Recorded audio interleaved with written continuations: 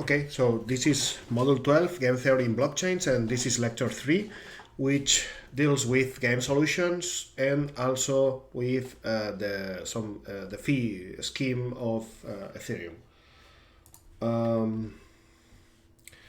Yeah, in this lecture we are going to deal with some more concepts of game theory and also with the fee scheme of Ethereum, as I said. Well, this module goes about game theory, so you should know at the end of the module, you should be able to know how the basics of game theory and also some situations in current blockchain systems in which this theory can be applied.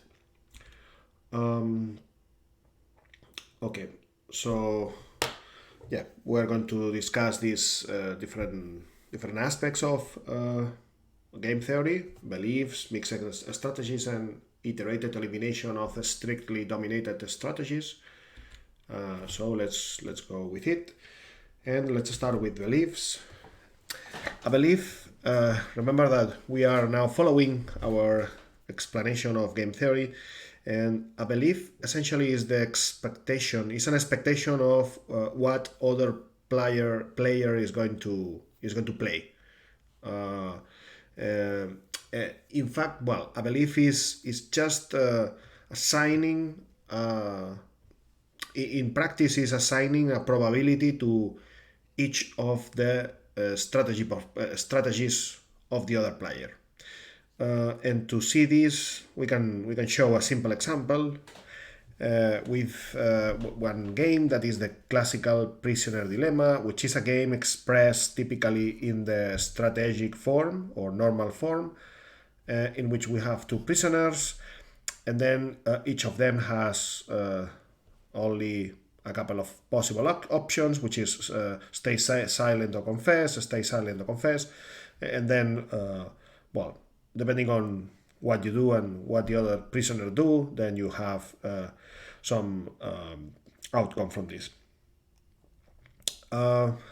This is the general description of the game in the strategic form, but we can add beliefs here, which are simply the idea is just to assign or attach a probability to each of the actions of the other player. So in this case, the beliefs of player 1 or prisoner 1 are this prisoner has some beliefs about the actions that prisoner 2 is going to take. In this case, it assigns 1 minus p as the probability.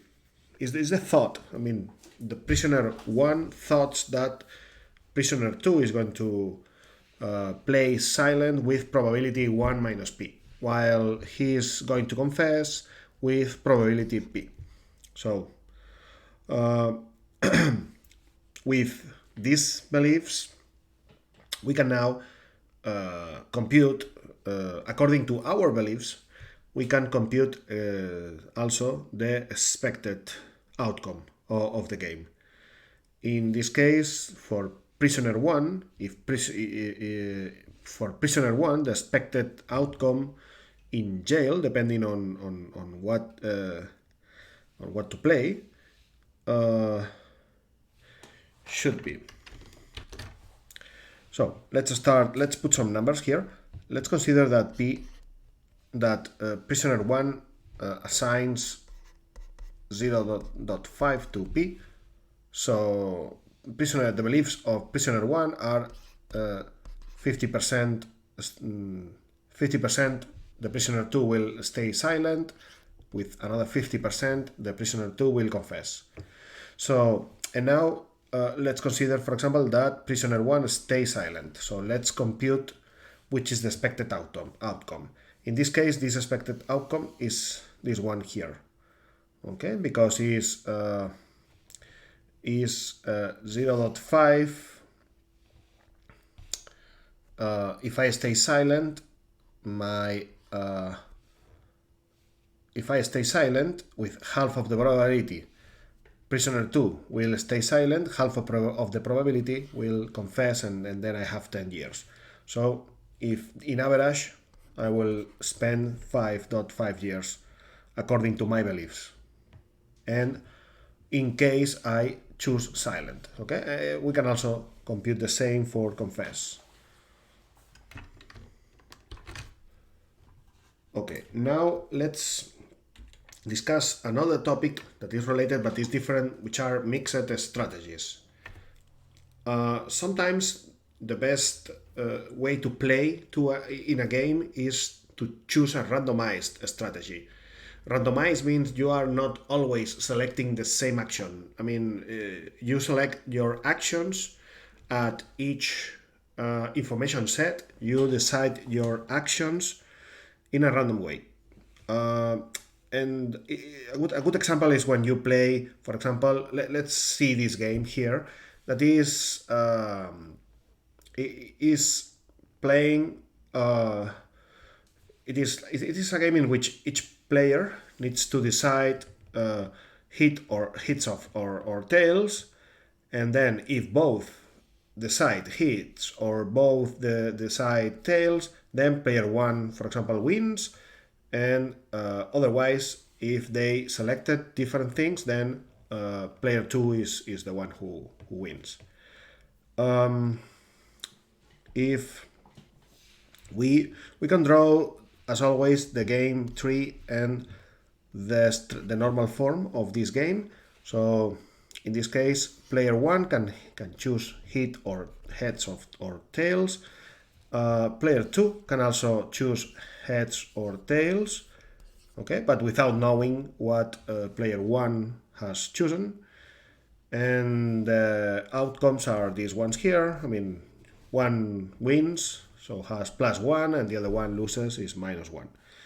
If we if we depict this game as a matrix in the normal form with a single shot, well, then we have these strategies, only these two strategies for player 1 and these two strategies for player 2.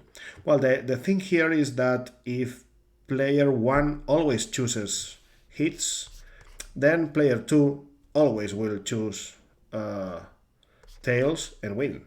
Okay, so in this case, I need to play I need to play randomly. My action must be randomly chosen. So, how do we denote a mixed strategy? Mixed strategy typically are denoted with this sigma. Sigma 1, for example, here means play hits with 20% of the time and tails 80% of the time, for example. Or we can also, if you always play, for example, and then player 2, for example, could always play tails, for example. Okay, so sigma 1 is a mixed strategy for player 1, and sigma 2 is one mixed strategy of player 2. In fact, this one here is not a real mixed strategy, but we can denote it as a mixed strategy. But it is not really mixed because we always play tails here. So in fact is a non-mixed strategy, which is also called a pure strategy. Up to now, we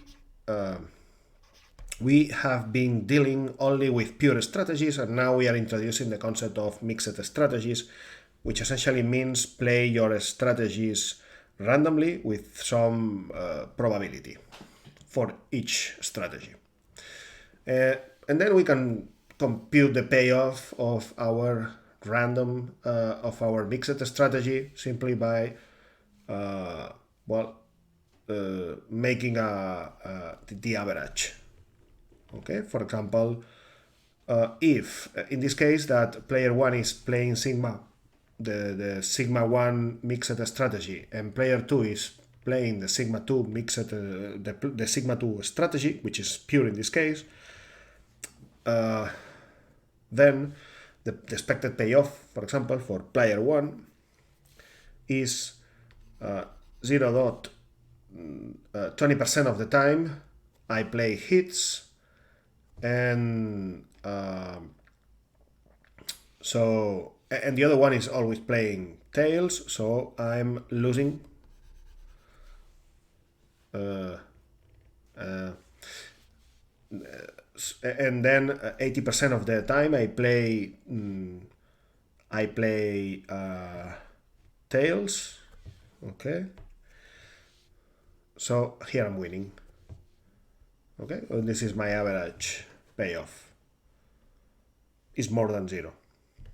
Okay, and you can do it for any other mixed strategies. Okay, well, in this case, if everything is mixed, then you have to consider all the cases. Okay, for example, I play this and then check when I play this 20%, which is my payoff 40% of the time when player 2 plays this strategy, and which is my payoff 60% of the time when player 2 plays this strategy, plus 80% of the time I play this other strategy. I play tails in this case, and then 40% of the time my competitor, the other player, plays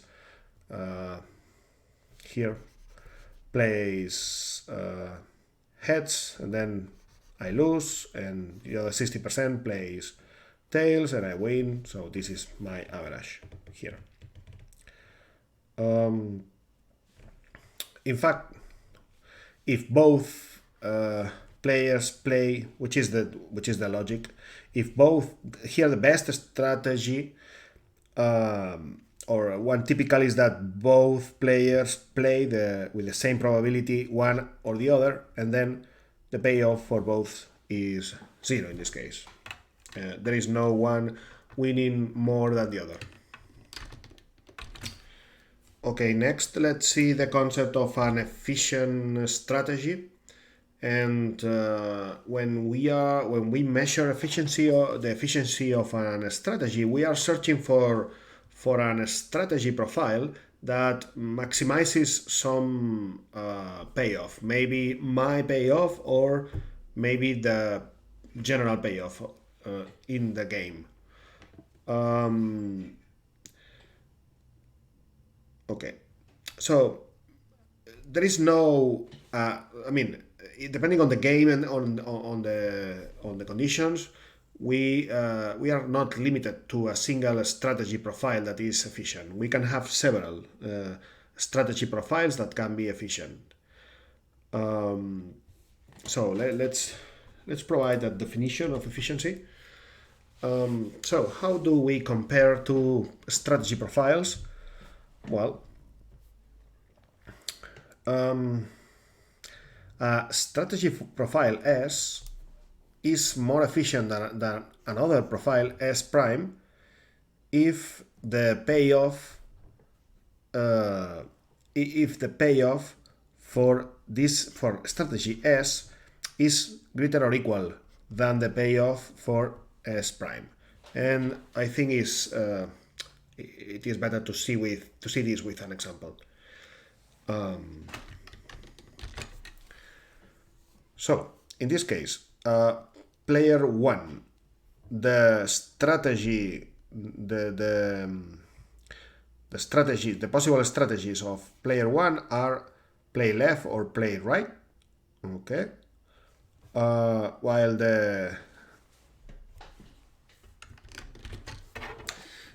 so the strategy set of player 1, as I said, is S1, which are can play left or right, and player 2 can play up and down. Okay, so these are the strategy sets. And then we have a strategy profile, which is one strategy of each user.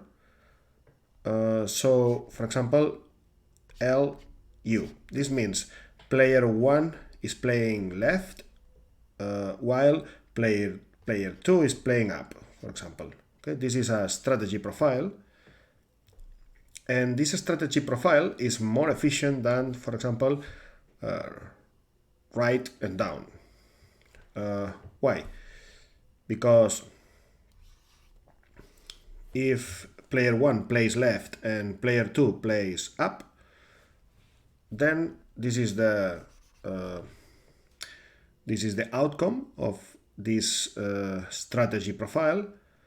But with RD, this would be the outcome, and here I can see that we have better outcome for player 1 and also better outcome for player 2 playing L1 L left up than playing right down.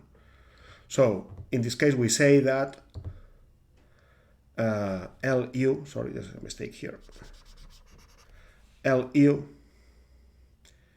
sorry, we say that LU is more efficient than RD. This other one, sorry, this RU profile, so RU, the RU profile, this one here, we cannot say that, sorry, RU is here, RU is not more efficient than LD. Okay, so RU, we are talking about this one, is not more efficient than LD. Okay, so well, and this is true. I mean, these two, there is not a clear winner here. Okay, so RU is not more efficient than LD because, well, for one player, I mean, for the first player, RU is better than LD, but the other way around for player 2. So we say that this strategy profile is not more efficient. We cannot say that it's more efficient in this case. Okay, let's see another example. In this case, each player has three possible actions. Player 1 up, middle, and down, and here left, center, and right. Okay, so let's see another example here to see again the concept of efficient strategy. And in this case, we have three efficient strategy profiles, which is UL. Let's take a look at UL. So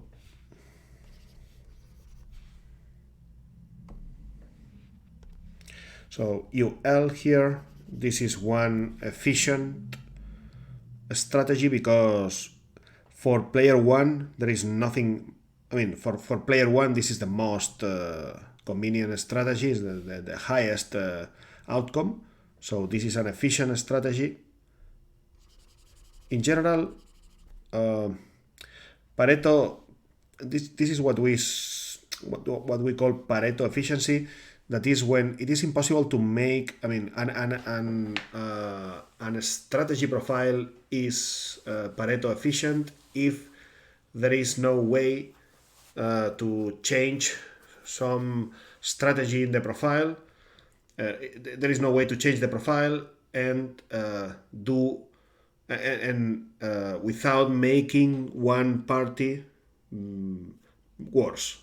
Okay, with making the outcome for one party worse.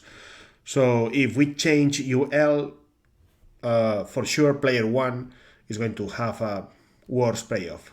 So this means that UL in this case is efficient. Another efficient strategy here is DL, for example. DL is here, and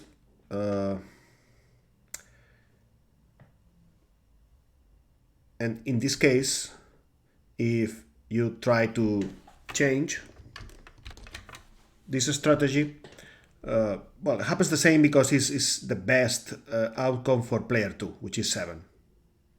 Okay, so well, for the same reason, DL is also a efficient strategy. And also we have UR, sorry, which is this one here. And this is also efficient because,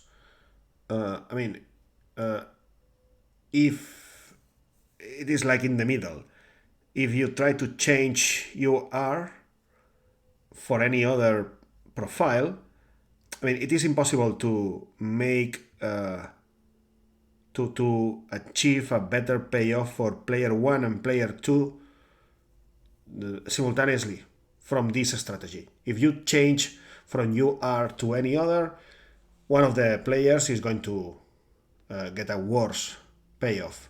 So UR is also an efficient strategy. The other ones are not efficient because, for example, I don't know, this one here, 10-3. Well, you can change to this one here that is more efficient for player 1. Or this one here, 2-5. Well, this strategy here is more efficient. Okay, so yeah, if you take a look, these are the 3 efficient strategy profiles are these ones here. Now let's go with the concept of dominance of a strategy, and we say that strategy S sub I, let's consider this strategy for the moment pure. We say that this strategy S sub I of player I is dominated if there is another strategy, let's call it sigma I, that provides a better payoff for any other the strategy profile of the other players for any other strategy profile of the other players. So whatever the other players play, sigma I provides a better payoff than Si. In this case, we say that Si is strictly dominated. And this sign here means that the payoff with sigma I is strictly better than the payoff with Si here. So let's see an example. Let's consider this example here. It's a game in the strategic form, and we want to see if there are strictly dominated strategies here. And to do so, we are going to only consider the payoffs of player 1 here. And so if we only check player 1, as you see here, we are seeing here we try to find here if there is some dominated strategy. And let's start with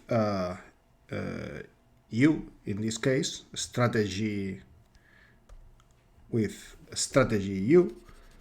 And with strategy U, we can have different payoffs, 16, 1, or 8, depending on what the other player is playing. Okay. And then let's take a look at M, strategy M. With strategy M, we can obtain a payoff of 8, 2, or 10. So in this case, if I compare these two strategies, I cannot see that, U is not strictly dominating M, and the other way around is also true. M is not strictly dominating U. Sometimes U is better, sometimes M is better. However, if we compare with the D strategy, as we see here, this always is strictly provides strictly less payoff than the other two. So here here is this providing 6, but the other two are providing 16 and 8. Here this providing 0, so the other two are providing 2 and 1, and here this providing 4, and the other two are providing 8 and 10. So in this case, we say that D is strictly dominated by, in this case, by two other strategies, U and M. We can do the same for player 2, analyzing the strategies of the different strategies of player 2. For example, strategy L provides a payoff of 3, 2, and 7. Strategy C provides -4, 5, and 1. So here we don't see that L is strictly dominating C, because sometimes it's better, sometimes it's worse. And finally, it happens the same with R in this case. So here the payoff is 4, so it's better than the other two. But here is 3, so it's not better than C, and here is 0, so it is the worst in this case. So for player 2, there is no strictly dominated strategy, and in this game there is only one strictly dominated strategy, that is D for player 1. We defined the concept of strict domination, but there is a concept also of weak dominance. In this case, strategy is strategy sigma I weakly dominates Si if the payoff of sigma I for any strategy profile of the rest of the players is greater or equal. In this case, we are including here the equal. So in this case, we define the concept of weak dominance. So in our example, we're going to see if we can find some weak dominance here. And let's start with player 1. Okay, and player 1 can play a so player 1 can play A, and in this case the payoff is 2 or 3, depending on what player 2 plays, or can play B, and in this case we have 5 or 3. So here we have a case in which A is not strictly dominated, but it is weakly dominated. Weakly because there is one case here in which strategy A and B are provide the same payoff, but if player 2 plays L, then the payoff of strategy B is superior, is bigger, is better than A. So in this case we say that A, the strategy A of player 1 is weakly dominated by in this case. Okay, now we introduce a new concept, which is the concept of best response. In this case, let's consider that player I has a belief sigma minus I. That's it. Has a belief about the strategies of the rest of the players, and we denote this like sigma minus I. Okay, so these are the profile. This is a strategy profile for the rest of the players. Okay. In this case, we say that the strategy sigma I is a best response if it provides a better payoff for this strategy profile, sigma minus I. So sigma I is a best response if it provides the better payoff. It provides a payoff that is better than any other possible strategy that the player I chooses. Okay, so in this case is weakly superior. Okay, equal. It provides equal or better payoff. So in this case, sigma I, this strategy maximizes the payoff for player 1 given or fixing a strategy profile for the rest of the players. It is important also to see that in fact we can have different, if we can have multiple strategies that are best responses. And in this case we will denote as BRI sigma minus I. This notation here is going to be the set of best responses of player I for the strategy profile sigma minus I. That's it for a set of strategies for the rest of the players denoted as sigma minus I. It is important to observe here that the best response definition relays on sigma I. I mean, a best response is a best response for a specific specific strategy profile. If we change the strategy profile, then the best responses can be other ones. So they may change. So let's see an example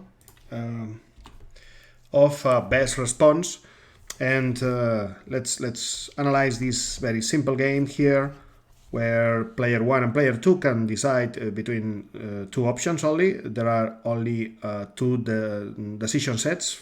There are two decision sets only, one for player 1 and another for player 2, and both player 1 and player 2, they can play B or O in this case.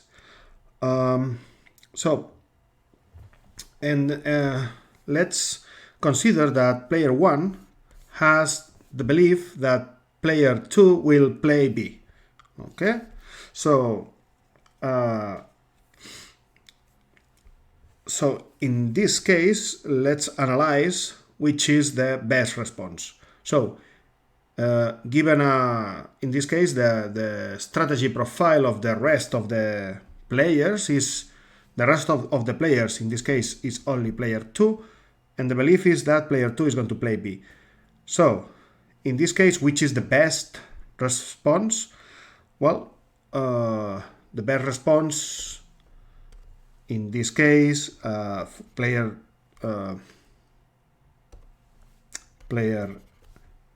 1 can play B or can play O, but clearly B is the best response because it provides the better payoff. So in this case, we say, or we denote this situation like this. Okay, we say that the best response of player 1 to the sigma 2 profile, in which in this profile player 2 is playing a pure strategy, the pure strategy B. In this case, the best response of player 1 is also play B. But as I said, now if we change the strategy profile of player 2, then the best response may change, like in this example here. Now, if player 1 belief about player 2 choices changes to O, in this case, so if the belief of player 1 is that player 2 is going to play O, is going to play the pure strategy O, then which is the best response? Well, in this case, the best response sorry, the best response is between 0 and 1 is obviously 1. So the best response is play O to this strategy profile. So as we see in this example, the best response of a player in front of a strategy profile for the rest of the players of the game changes depending on which is this profile. And finally, regarding best responses, obviously,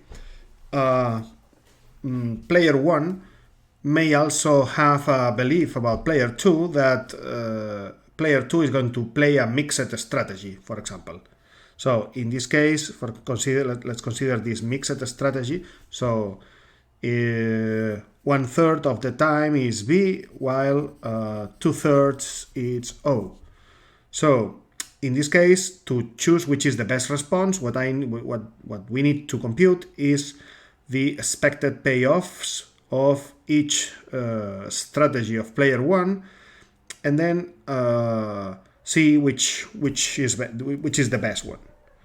Okay, so in this case, the utility of choosing the strategy B if player 2 is playing the sigma 2 strategy profile is 2/3. Okay, if you compute it. And if player 2 selects O in front of sigma 2, it's also 2/3. So both strategies provide the same payoff, so both are best responses in this case for sigma 2. So we have discussed the concepts of domination, of strategies, and also best responses, and now we can use these ideas to simplify games. And this is precisely what iterated elimination of strictly dominated strategies does. So the idea here is that if for player I there is a strategy S sub I that is strictly dominated, it means that there will be always another strategy S sub I prime that will provide a higher payoff. So in a sense, we are saying that a rational player will never use SI because there is a superior strategy. So if we use this fact, we can simplify many times with this idea. We can simplify the structure of the game, maybe removing situations that will never be used because the strategy, certain strategies will be simply ignored because they provide worse payoffs than other strategies. So the idea is to detect these dominated strategies. However, there is a relationship that we are not going to prove, but in this case of two game, we have a game with two players, and it is a finite game. So in this case, there is a relationship between best responses and undominated strategies, and that says that the set of best response of a player, for example, for player 1, B1 is the set of best responses for player 1, is exactly the same as the set of undominated strategies of player 1, too. So, and this simplifies a little bit the way in which we are going to search dominated strategies. In fact, what we're going to do is to search for best responses, and then we know that the set of best responses is equal to the set of undominated strategies. So let's go and search for these best responses in this example. So assume that we have this game here with two players, and each player, as you see, can have three different strategies. There is only one decision set for each player, as we see here. And well, let's try to figure out which are the best responses of player one for different profiles, for the different profiles of player two. So let's start with the best response when player two selects the L. Okay, this is the strategy. So in this case, the best response for this situation is to play U. Then let's go for the best response when player two, the best response of player one when player two plays C, and in this case we see that is M, and the best response when player two plays R, the best response is D because of the payoffs. So essentially then the set of best responses is U, M, D.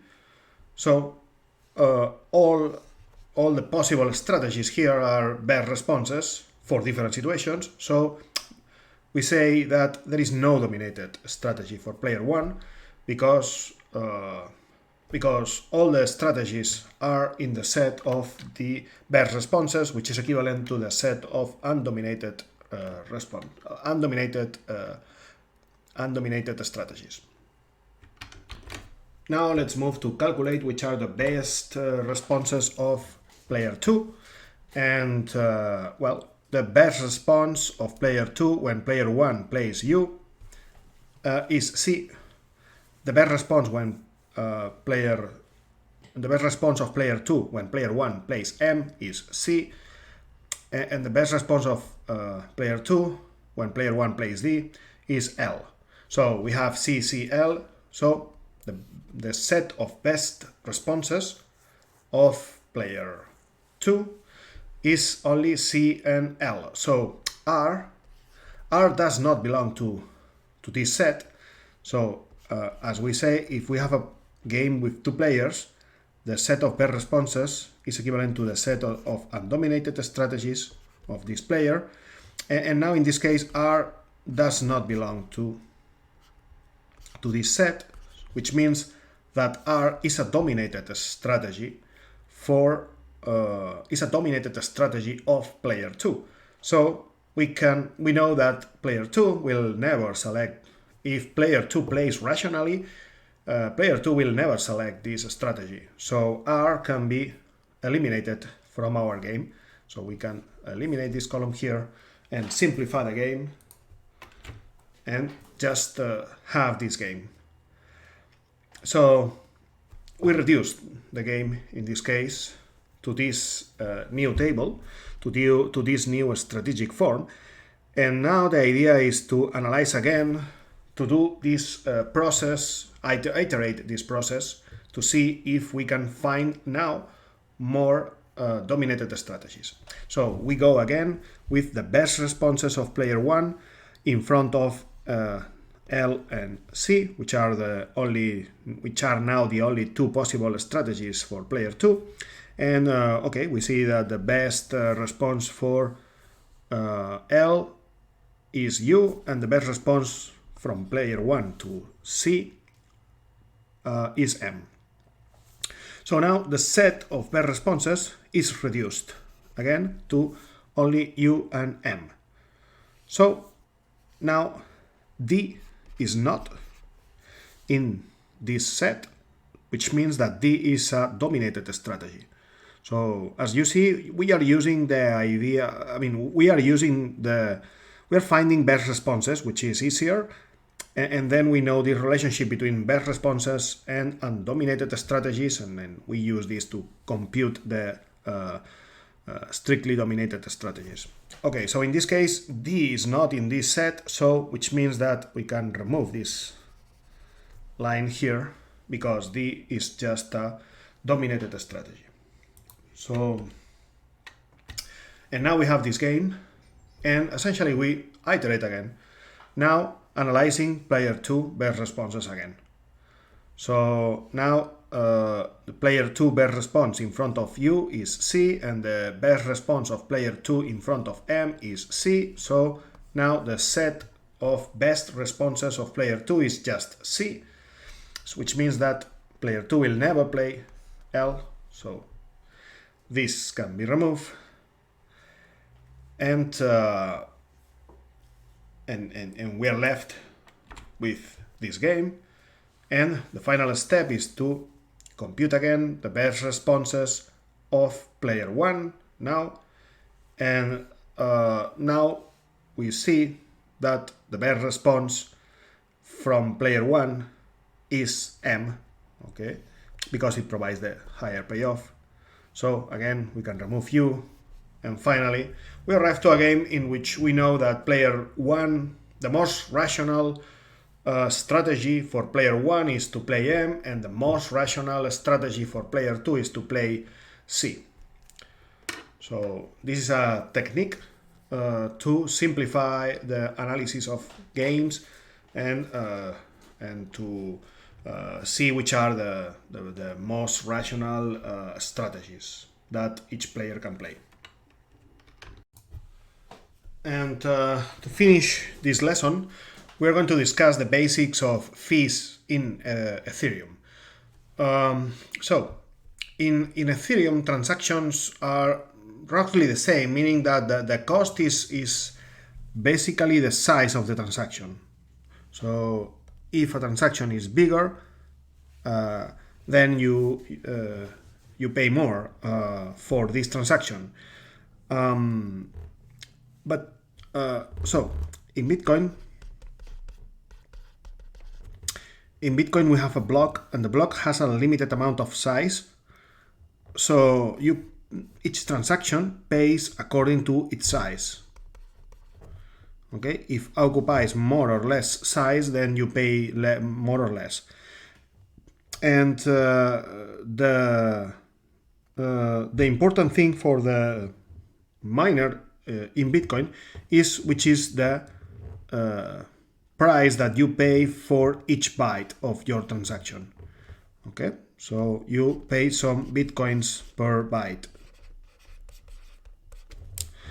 In the case of Ethereum, the fee system needs to take much more ingredients into account because as very small transaction in size can consume or can spend a lot of resources in the nodes.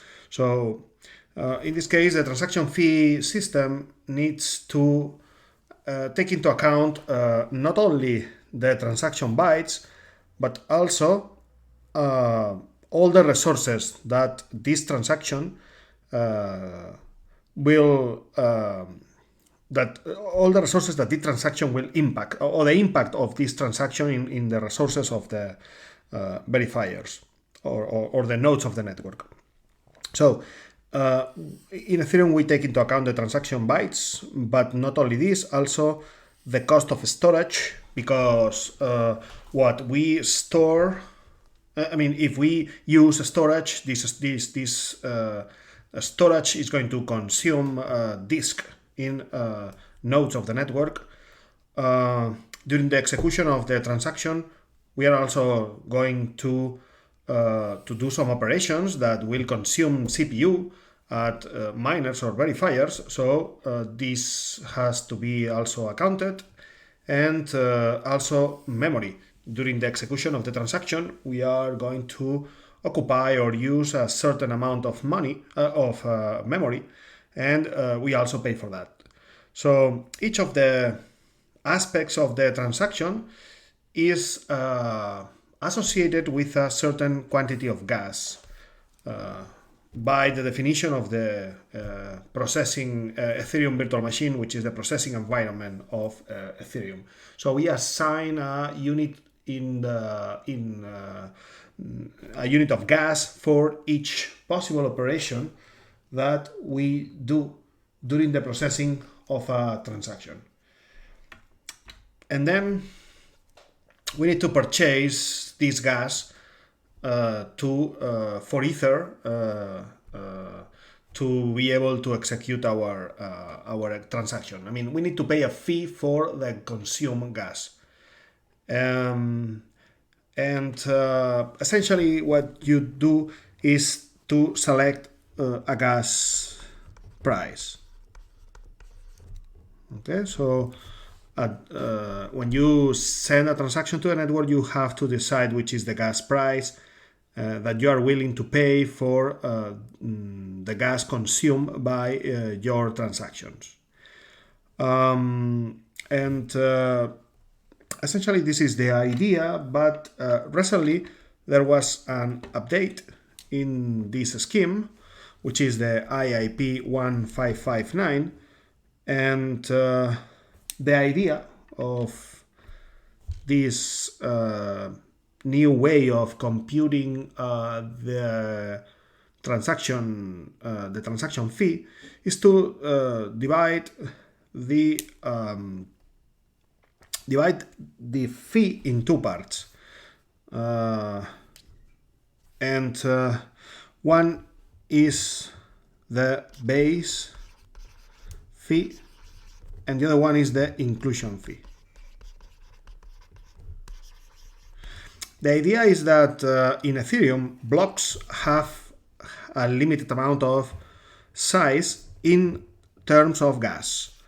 And the idea is that when the network is under congestion, this IP allows to use bigger blocks. So we can use like extra space in these blocks, but then the idea is to always the target is to use blocks of regular size. Regular size is 12.5 millions. Well, currently I think they have updated to 15 million, sorry, and this is 13 million. So the idea is to have blocks of 15 million gas, and but if the network is congested, then we allow for extra space, but then you pay more for you pay a bigger base fee. The base fee essentially takes into account when are you trying to include your transaction in the network, and if we are in a period of congestion, then you need to pay more for including your transaction in a bigger block, mainly. If blocks start to be smaller again, then the base fee is reduced.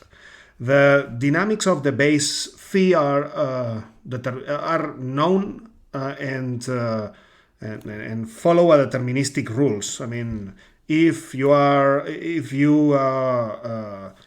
are using bigger blocks for a certain amount of time, then the base fee is going to be increased by a certain percentage, and when we use smaller blocks, then the base fee is reduced also in a predetermined way. However, the thing is that to avoid that validators or miners introduce transactions in the system just to create bigger blocks and then have bigger base fees, the base fee is burned. Okay, so it doesn't go to the miner. The base fee is completely burned to avoid that validators have any incentive to manipulate the size of the to avoid that miners have the incentive to artificially increase the size of the blocks. So if the base fee is burned, which is the fee for the validators, this is the inclusion fee.